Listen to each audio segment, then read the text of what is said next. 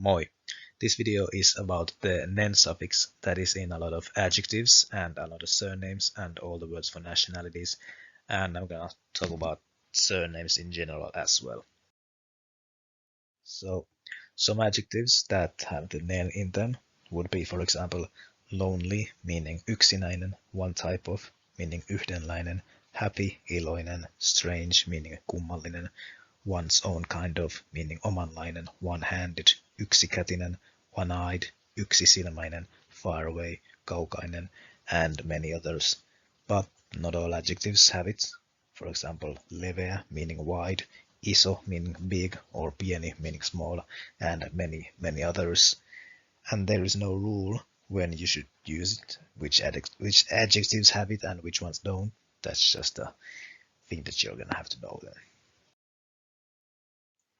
All words for nationalities have the NEN suffix at the end, and in Finnish grammar, nationalities are adjectives and they are not names, and that's why they are not capitalized.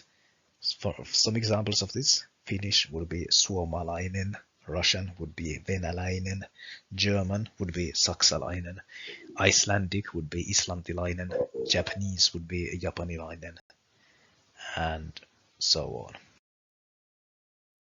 A lot of Finnish surnames have the NEN suffix at the end also.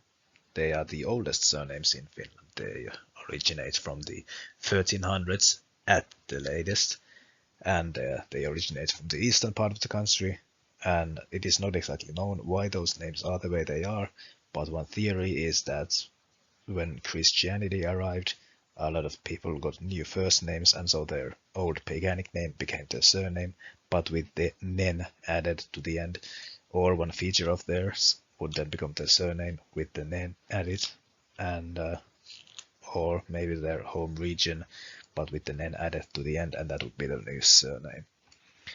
Before those names, a lot of people were named after their father's first name, so yeah. When the use of surnames spread to the western part of the country, families were named after where they lived, where their home was, where their farm was, and what features there were nearby, such as the surname of Jokinen comes from the word joki, meaning river. They just added the NEN at the end, or the surname of Lampela, which comes from the word lampi, meaning pond, or the surname of Isotalo, that just means big house. So yes, families were named after where they lived. The la suffix that is in a lot of West Finnish surnames and in a lot of place names all over the country. It basically means the place of, and for example, the surname of Lampela would basically mean the place of the pond, and the town name of Haukkala would basically mean the place of the hawk or place of hawks.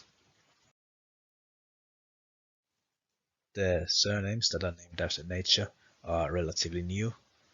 Up until the 1800s, there were a lot of peasants in the western part of the country that didn't have a proper family name. They were just named after their father's first name. And a lot of families were just given Swedish surnames, but in the early 1900s, lots of Finnish people changed their Swedish surname into a Finnish one, be it a direct translation of it, or just a Finnish surname that sounds a lot like the Swedish one. And for example, a lot of people with the Swedish name of Hagel changed it to Hakala, and one famous Hellsten changed it to Paasikivi. That is a direct translation of that Swedish name, which means pillar stone.